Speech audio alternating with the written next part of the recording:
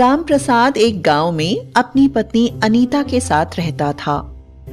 राम प्रसाद पेशे से कारीगर था और ऐसा वैसा कारीगर नहीं।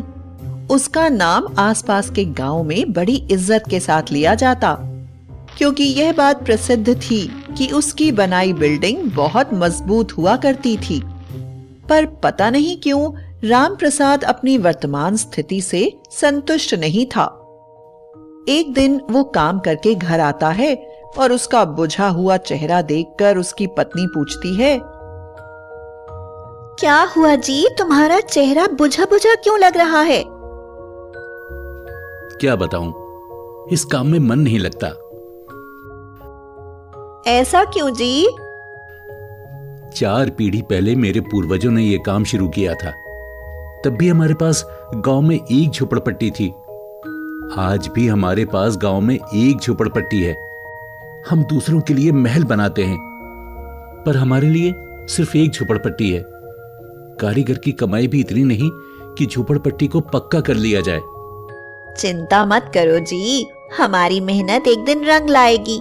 हमारी भी बिल्डिंग होगी, हमारा भी बंगला होगा। तुम भी बस मेरे पिताजी के जैसे सपने देखती रहो।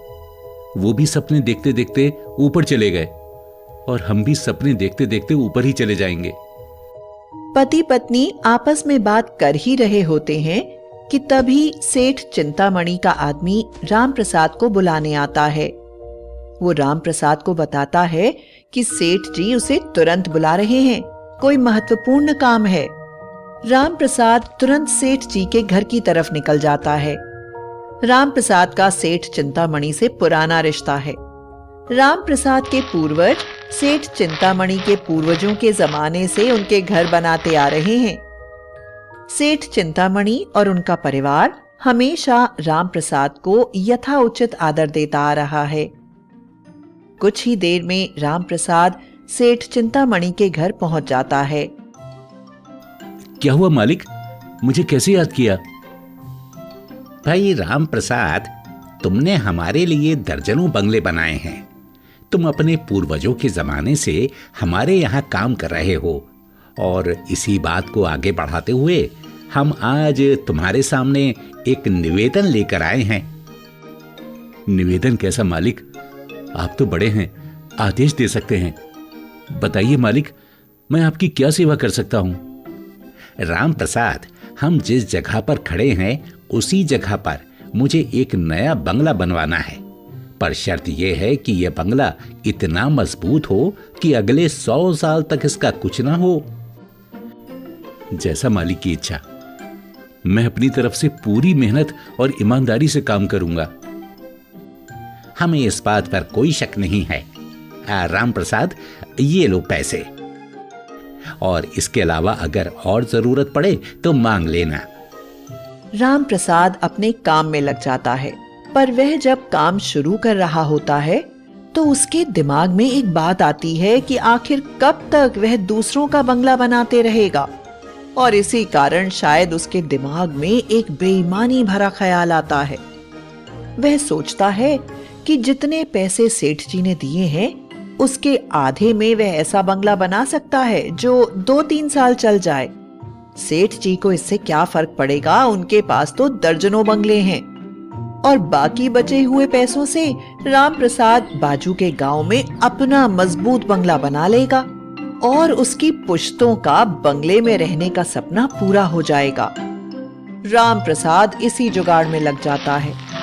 राम प्रसाद बंगले में सारा नकली माल लगाता है, पर छपाई के समय छपाई इतने अच्छे से करता है कि अंदर की कमियां दिखाई नहीं देती और लगभग 1-1.5 महीने में ही वह नया बंगला खड़ा कर देता है और सेठ जी को बुलाता है। मालिक, आपका नया घर तैयार हो गया। हाँ, वाह वाह वाह वाह, बहुत अच्छा दिख रहा है। अच्छा तो मेरा घर दिखेगा जो मैं बाजू के गांव में बनाऊंगा। बहुत मजबूत भी दिख रहा है। मजबूत तो मेरा घर बनेगा जो मैं बाजू के गांव में बनाऊंगा। लगता है इस घर को 100 साल तक कुछ नहीं होगा। ये घर तो 2-2.5 साल चलेगा, पर मैं जो घर बनाऊंगा वो 200 साल तक चलेगा। तो राम प्रसाद, गृह प्रवेश कब कर रहे हो? अब मैं समझा नहीं मालिक, कैसा गृह प्रवेश? मैं तो झोपड़पट्टी में रहता हूं। राम प्रसाद, तुम्हारे पुरखे हमारे यहाँ काम करते आ रहे हैं। तुमने भी ईमानदारी से हमारे यहाँ काम किया है। मेरा मन हुआ कि तुम्हें इस मेहनत और ईमानदारी का कुछ इनाम दिया जाए, इसीलिए मैंने ये घर तुम्हारे लिए ही बनवाया है। तुम्हें सरप्राइज दे सकूं, इसीलिए मैंने तुम्हें पहले नहीं बताया कि ये घर तुम्हारे लिए ही बनवा रहा हूं। बहुत अच्छा मालिक, बहुत बहुत धन्यवाद। क्या बात है राम प्रसाद, तुम्हारी शक्ल पर खुशी दिखाई नहीं दे रही?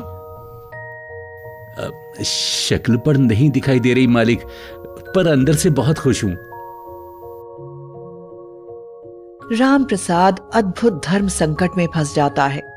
वह सेठ जी को मना नहीं कर सकता और अब वह बाजू के गांव में दूसरा घर भी नहीं बना सकता, और अब उसे ऐसे घर में रहना पड़ेगा जिसके बारे में उसे पहले से ही पता है कि वह ज्यादा दिन नहीं टिकेगा। सेठ जी के सामने झूठा साबित ना हो, इसलिए राम प्रसाद तुरंत ही अपने परिवार के साथ उस बंगले में रहने आ जाता है। पर राम प्रसाद को रातों को नींद नहीं आती, क्योंकि उसे इस बात का डर लगा रहता है कि पता नहीं कब इस घर की छत गिर जाए, कब इस घर की दीवारें गिर जाएं और उसके नीचे उसका परिवार भगवान को प्यारा हो जाए। लगभग 1-1.5 साल रहने के बाद राम प्रसाद अपने ससुराल जाने का बहाना बनाकर उस घर से भाग जाता है और तब तक ना आने का निर्णय लेता है जब तक कि घर गिर न जाए। लगभग 2.5 साल बाद घर के गिरने की खबर राम प्रसाद तक पहुंचती है तो वह घर के सामने आता है। वहीं चिंतामणि सेठ भी खड़ा हुआ है। राम प्रसाद, ये क्या हुआ? 200 साल तक चलने वाला घर 2.5 साल भी नहीं टिका? गरीबों की किस्मत ऐसी ही होती है मेरे मालिक। लगता है कि हमारे भाग्य में यह घर था ही नहीं। हम वापस से अपनी झोपड़पट्टी में चले जाएंगे और वहीं अपना जीवन बिताएंगे। यह बात सुनकर सेठ भी राम प्रसाद को कुछ नहीं कहता है। राम प्रसाद अपने परिवार के साथ वापस झोपड़पट्टी में चला जाता है।